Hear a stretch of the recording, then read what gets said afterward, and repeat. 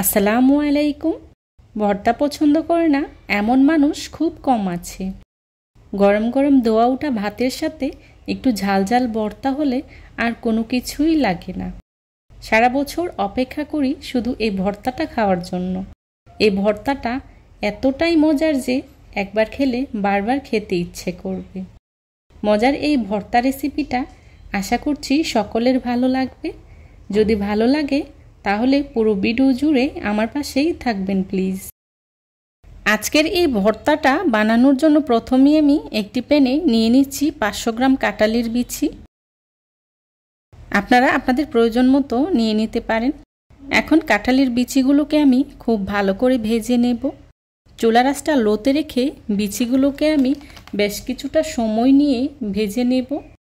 অবশ্যই চুলার আঁচ লোতে রেখে বিচিগুলোকে ভেজে নিতে হবে, না হলে বিচিগুলো শক্ত হয়ে যাবে আর তখন ভর্তাটা খেতে একদমই ভালো লাগবে না। দেখুন আমার কাঁঠালের বিচিগুলো ভেজে নেওয়া হয়ে গিয়েছে। এবার চুলা থেকে নামিয়ে কাঁঠালের বিচিগুলোকে আমি উপরের যে খোসাটা আছে ওটা ছাড়িয়ে নেব। একই প্যানে দিয়ে দিচ্ছি শুকনো মরিচ কয়েকটি। এবার শুকনো মরিচগুলোকে আমি চুলার আঁচটা লোতে রেখে বেশ কিছুটা সময় নিয়ে খুব ভালো করে ভেজে নেব। এই পর্যায়ে চুলার আঁচটা বাড়িয়ে দিতে যাবেন না, তাহলে মরিচগুলো পুড়ে যেতে পারে। আর চুলার আঁচটা লোতে রেখে মরিচগুলো ভেজে নিলে অনেকটাই মুচমুচে হয়। আমার মরিচগুলো ভেজে নেওয়া হয়ে গিয়েছে। এবার চুলা থেকে নামিয়ে এক সাইডে রেখে দিচ্ছি। আজকের ভর্তাটা আমি শিলপাটাই করছি। আপনারা চাইলে ব্লেন্ডারেও করে নিতে পারেন, কিন্তু শিলপাটাই বানানো ভর্তার স্বাদই কিন্তু আলাদা। শিলপাটায় বাটতে একটু কষ্ট হলেও ভর্তাটা কিন্তু অনেক বেশি মজার হয়।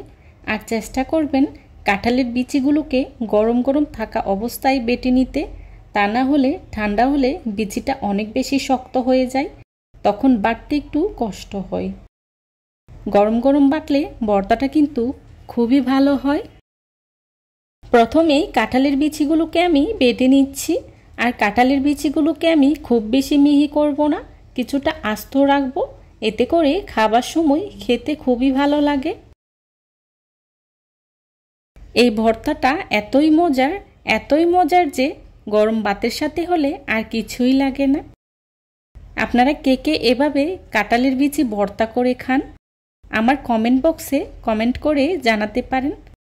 আসলে এই ভর্তাটা আমার খুবই পছন্দের। আর এই ভর্তা হলে ভাত কিন্তু একটু তৃপ্তি করেই বেশিই খাওয়া যায়। গরম গরম ধোয়া ওঠা ভাতের সাথে এমন একটা ভর্তা হলে আমার তো আর কোনো কিছুই লাগে না। কাঁঠালের বিচিগুলোকে আমি একবার বেটে নিয়েছি। আমি আবারও হালকাভাবে কাঁঠালের বিচিগুলোকে বেটে নিচ্ছি, যাতে করে খুব বেশি মিহি না হয়। কাঁঠালের বিচিগুলো বেটে নেওয়া হয়ে গিয়েছে। এবার এর মধ্যেই দিয়ে দিচ্ছি পেঁয়াজ। এখানে আমি মাঝারি সাইজের 3টি পেঁয়াজ নিয়েছি আর পেঁয়াজগুলোকে কিউব করে কেটে নিয়েছি। এখন পেঁয়াজগুলোকে আমি বেটে নিচ্ছি। পেঁয়াজগুলোকে আধ বাটা করেই বেটে নেব, খুব বেশি মিহি করব না। এতে করে খাওয়ার সময় পেঁয়াজগুলো যখন আপনার এক একটা বাইটে পড়বে তখন খেতে এতটাই ভালো লাগে যে বলে বোঝানো সম্ভব না। পেঁয়াজগুলোকে আমি আধা বাটা করেই বেটে নিয়েছি। এবার এর মধ্যেই দিয়ে দিচ্ছি আগে থেকে ভেজে রাখা শুকনো মরিচগুলো। মরিচের পরিমাণটা আপনারা যে যতটুকু ঝাল পছন্দ করেন সেই অনুযায়ী ব্যবহার করবেন। পরিমাণ মতো লবণ দিয়ে মরিচগুলোকে আমি খুব ভালো করেই এভাবে হাত দিয়েই ম্যাশ করে নিচ্ছি।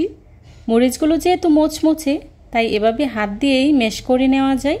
আপনারা চাইলে শিলপাটায় বেটেও নিতে পারেন। এখন খুব ভালো করে ভর্তার সাথে মরিচগুলোকে আমি মাখিয়ে নেব।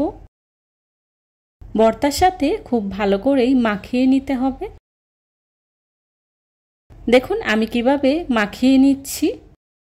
আমার ভর্তাটা তৈরি করে নেওয়া হয়ে গিয়েছে। এখন ভর্তাটাকে আমি একটি সার্ভিং ডিশে সার্ভ করে নিচ্ছি।